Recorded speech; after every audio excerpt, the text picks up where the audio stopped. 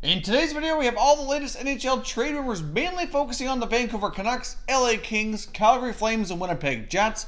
Plus, we have a quick update on the latest regarding the William Nylander contract situation with the Toronto Maple Leafs. All that coming up next.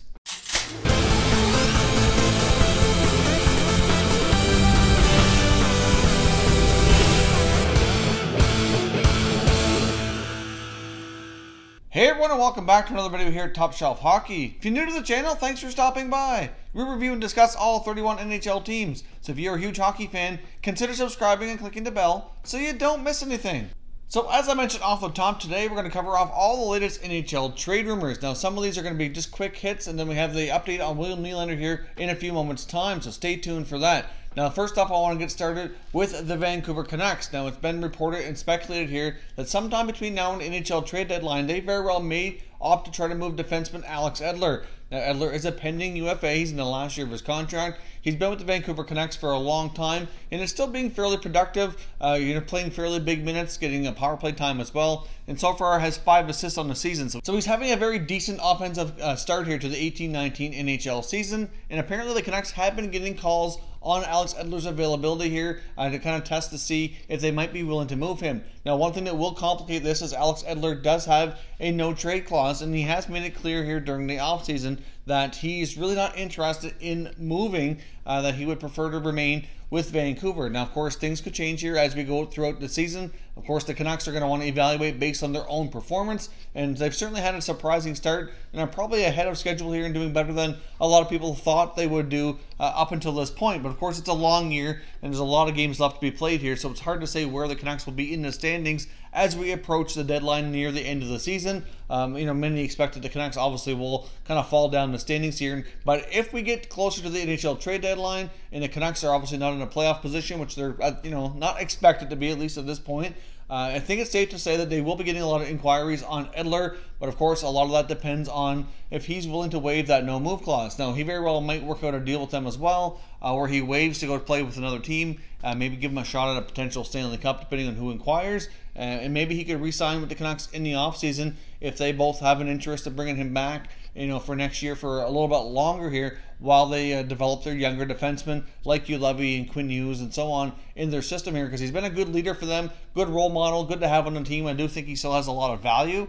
so maybe he will be traded, being potentially brought back, but a lot of that is in his court. Right now, the speculation that's being floated around by many hockey insiders is just that the Canucks are getting a lot of interest and a lot of calls on his availability. So I guess we'll keep an eye on the Canucks and Alex Edler. And keep your eye on, in my opinion, here is the Los Angeles Kings. Now, the Kings have got off to an absolutely terrible start. This is not what they had planned for at all. During this offseason, they didn't make too many moves, but they did bring in Ilya Kovalchuk and some added offense. But things have gotten off here to a terrible start here for the Kings. I did a video just a while back talking about the coaches on the hot seat, who might be the first coach to lose his job this season. And I did mention the LA Kings head coach John Stevens is a prime candidate just for that.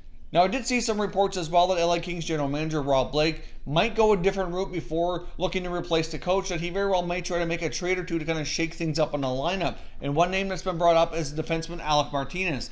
Now, Martinez was a name that came up during a lot of trade rumors last year as well, but obviously that didn't come to be to move him. But he's another name that's surfacing here yet again on the NHL trade market. I'm not sure exactly what they would search in return, but whoever comes back, regardless of what position they play, they would have to be somebody with good speed for sure. The LA Kings so far have had a hard time keeping up with their opponents, in my opinion. They're not built for speed. They had some good size. They do have some scoring ability, but they're just too slow and having a hard time keeping up with a lot of the younger, faster, skilled teams that they've been competing with so far this season. So keep your eye on the LA Kings. I wouldn't be surprised to see a trade or two that try to shake things up here before they go to the route of maybe replacing Coach John Stevens should things not turn around for that team. Over the next 3 to 4 weeks, if the LA Kings are not winning enough hockey games, I fully suspect some change to be made. And like I said, it's being reported that it very well could be a trade or two first, and then if things still don't improve, perhaps the coach goes after that. A couple other names I wanted to update things on as well was Jacob Trouba of the Winnipeg Jets and Sam Bennett of the Calgary Flames. Now, they're players we've touched on here in the past,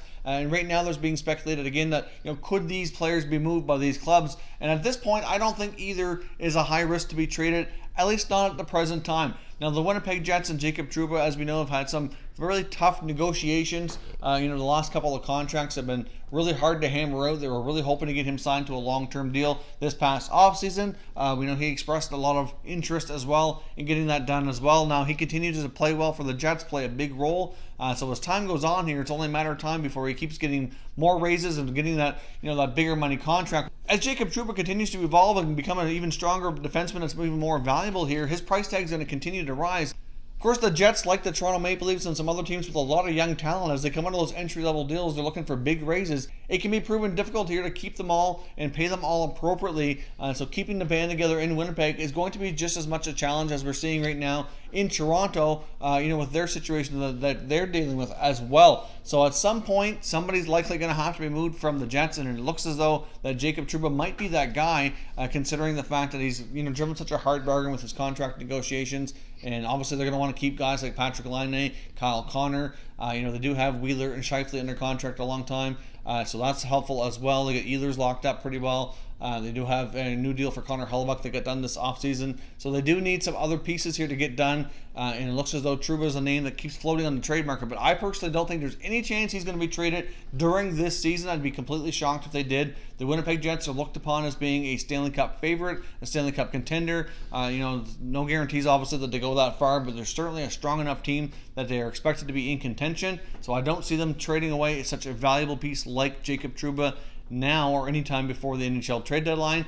Depending on how negotiations go with him during next offseason, I could see maybe a trade being done then, but not beforehand. But we'll see. His name keeps coming up, but personally, I don't see anything happening with that. Now, as far as Calgary Flames, the young forward goes with Sam Bennett. His name's been brought up in the rumor mill as well. And I keep hearing reports from General Manager Brad Treliving that he's not interested in moving Sam Bennett. But of course, I wouldn't expect to hear anything different from him anyhow. However, the Flames have been a hot and cold team this year. You never know what you're going to get from one game to the next day. Have a good performance, bad performance, good performance, bad performance. So at some point here, the Flames may try to make a move, and depending on how things go for Sam Bennett, he very well could be a trade chip. He's still young enough that a lot of other teams may be willing to pay a higher price tag for him based on his past history being a high draft pick and a strong performance at the lower levels. So we'll see with Sam Bennett. I don't get the feeling that there's a deal that's imminent with the Flames. I don't think they're actively trying to trade him. But at some point, if his performance doesn't pick up here, I do think their patience is going to wear thin and a move is likely going to be made.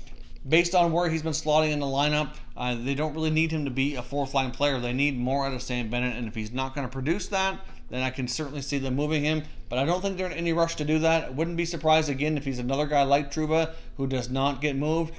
As we approach the NHL trade deadline, though, I'd say that the Flames fall out of contention. At that point, it wouldn't be a shock to see if he is moved. But I don't see him being traded anytime before that. The latest updates on William Nylander in the Toronto Maple Leafs contract negotiations. We've had a few reports here in the last few days. Some of it we've already reported on. So here's a quick recap of all the things that have gone down here with Nylander. There's been a lot of little updates here and there. So in case you're out of the loop, basically not too long ago, Kyle Dubas flew over to Europe to meet with William Nylander so to kind of clear the air, discuss the contract. They get to kind of show the Leafs side of the equation here, kind of recommit to the fact that they don't want to trade him. They do want to get him signed. They do see him as a big part of their future, etc. So they were over meeting in Switzerland. So then Dubas returned home. Nylander had been practicing with the team in Austria after that. He did spend, I think, 3 to 4 days practicing with that club. Since then, Kyle Dubas obviously has returned to North America and has been spotted at a couple of different hockey games. So, of course, when you see rival general managers showing up to other NHL arenas, people are going to talk and start to speculate. He was spotted at the New York Rangers game versus the Calgary Flames. It was also confirmed that Nylander's agent, Lewis Gross, was also there, so they did have some contract negotiations and continued their talks. They also agreed beyond that to continue talking and apparently had more discussions here the following day. Now, I did see some reports yesterday over the past day or I did see some other reports here over the past day or two. The talks have been continuing. They're trying really hard to kind of bridge that gap. I've seen the Sportsnet analyst Nick Kyprios tweeted out yesterday that it looks as though that they might be discussing a 6-year contract between Nylander and the Leafs, but prior to that, it seemed like most people were believed that a long-term deal was pretty much off the table, wasn't going to happen, the gap was too big, and that they were mainly discussing a 2 to 3 year contract. So hard to say what's accurate here and what's not, but I guess the good news here is that the Maple Leafs seem to be committed to signing him. They don't appear to be interested in trading him at this point.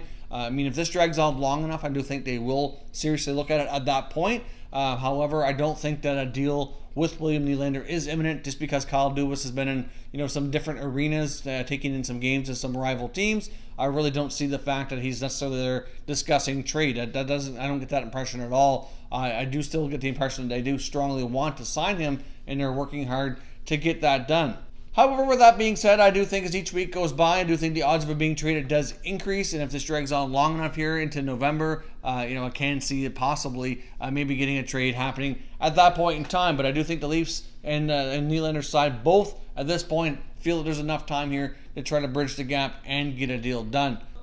So as always, I want to hear your thoughts and comments down below on all the items we covered here in today's video. So make sure you leave a comment and we'll continue the conversation down below in the comment section. If you're new to the channel here, I hope you consider subscribing. We cover all 31 NHL teams, and there's plenty of content here for all hockey fans to enjoy. So if you're new, hit that subscribe button. If you like this video, don't forget to hit the like button as well. I'd appreciate it if you did. As always, thank you very much for watching, everybody. We will catch you next time.